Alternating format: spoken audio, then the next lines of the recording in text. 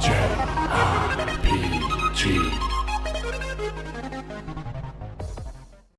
Star Ocean shares many similarities with Bandai Namco's Tales series, things like the real-time action battle system and strong character focus, but this is no coincidence.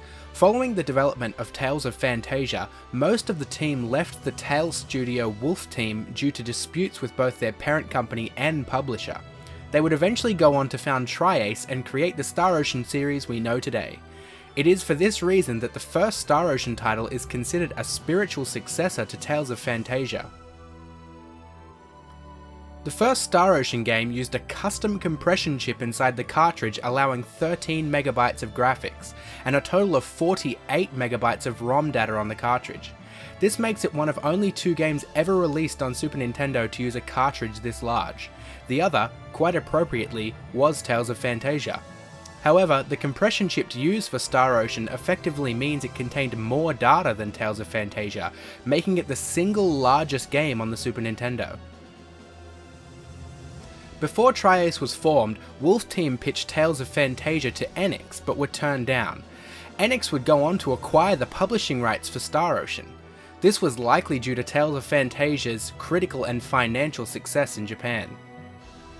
Prior to the first Star Ocean title being remade for PSP, there were only 2 Star Ocean titles on Nintendo platforms, the original Star Ocean on the Super Famicom and Star Ocean Blue Sphere on the Game Boy. Coincidentally, these 2 titles were also the only 2 Star Ocean games that were never localized for the West, though as previously mentioned, the first Star Ocean title was remade for the PSP and a localized version was released in 2008. Star Ocean Blue Sphere on the Game Boy has a platform-specific Easter egg. If you proceed to the north of an area called the Gravis Desert on a Game Boy Color, you will see a large structure with a crack in it that you are unable to enter. But if you go to that same area while playing on a regular Game Boy, the crack will have morphed into an opening in which you can enter and receive your choice of one of 2 rare and powerful items. Blue Sphere remains the only Star Ocean game never released outside of Japan. A mobile port was released in Japan in 2009, but there are still no plans to bring it to the West. Star Ocean Till the End of Time was the second last title that Enix released before their merger with Squaresoft. It released to a critical panning. Most described the game as too buggy, and it also didn't work on older PS2 systems. This prompted the newly formed Square Enix to re-release a director's cut version 1 year later that fixed many of the bugs and enhanced the original game. The localized version of Till the End of Time was based on this director's cut version. Star Ocean Till the End of Time had several Easter eggs from some of Tri-Ace's other titles.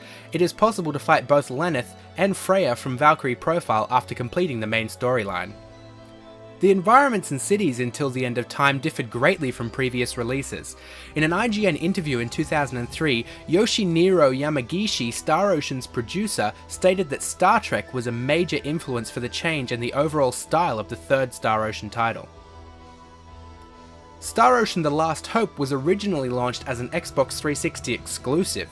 This was due to a partnership between Square Enix and Microsoft Japan. After release, Tri-Ace would express their anguish over developing Star Ocean 4 for the platform, explaining that trying to fit all the data on the DVD discs that the Xbox 360 used was challenging, and they eventually had to spend the game out over 3 discs. A PS3 exclusive version titled The Last Hope International was released a year later on a single Blu-ray disc. It included both English and Japanese voiceovers, multiple new soundtracks, enhanced visuals, and new character portraits for dialogue. The latest entry in the series, Integrity and Faithlessness, almost never was.